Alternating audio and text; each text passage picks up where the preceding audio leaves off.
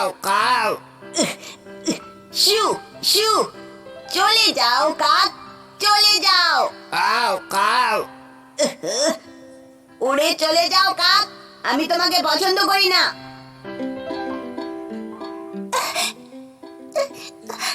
শু শু,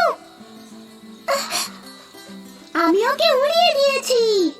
তোমরা কাকটাকে কেন তাড়িয়ে দিচ্ছ? মা, কাকগুলো দেখতে কি কুৎসিত, ওদের গলার আওয়াজও কি বাজে।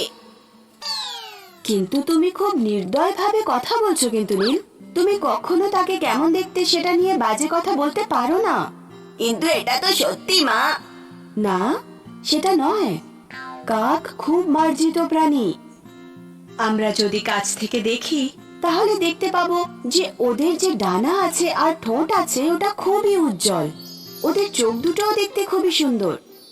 মা, আমি কালকে রাস্তায় দেখলাম কিছু কাক আবর্জনা খাচ্ছিল, কত নোংরা ছিল। কিন্তু বাচ্চারা, কাক এমনই হয় কিন্তু।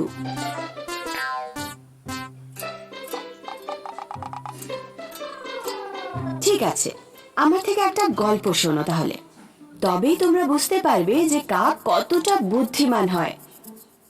জল চাই, জল চাই, আমি চাই জল। ও খুব ভালো, ওখানে কিছুটা জল রয়েছে, সেটা আমি এখনই চাইছি। অবশেষে আমি কিছুটা জল খেতে পারবো।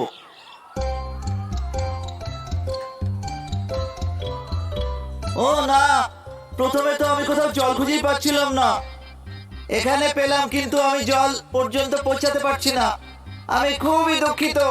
আমি যদি তাড়াতাড়ি জল খেতে না পারি, আমি খুবই দুর্বল অনুভব করব।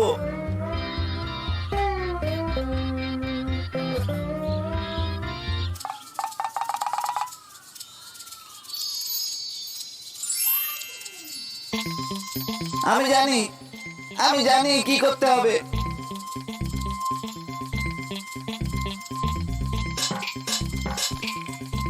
আহা, এটা কাজ করছে। এবার আমার আরো নুড়ি লাগবে।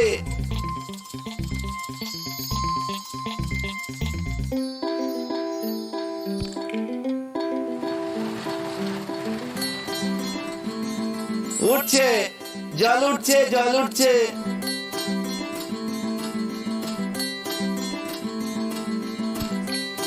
জল উঠছে, আরো কিছু লাগবে।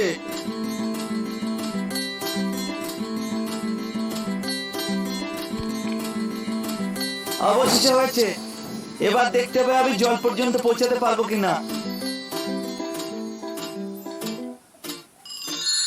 আমি খুব খুশি, সঠিক সময় একদম সঠিক বুদ্ধি মাথায় এসেছে। তো এইভাবেই বুদ্ধিমান কাক জল খেয়েছিল আর নিজের প্রাণ বাঁচিয়েছিল। কি মজাদার গল্প মা, আমি জানতাম না যে কাক এত বুদ্ধিমান হয়। ওরা বুদ্ধিমান, এখানে অন্য কিছুও শেখার আছে। যখন কোনো বিপদ আসবে তখন তোমাদের মাথা ঠান্ডা করে চিন্তা করতে হবে, সমাধান নিজেই তোমাদের সামনে চলে আসবে। মা, তাড়াতাড়ি এক টুকরো পাউরুটি দাও আমায়। Cow cow. এই নাও, ধরো। এই যে কাক, পাউরুটিটা খাও প্লিজ। দেখো, তোমরা নতুন বন্ধু বানালে।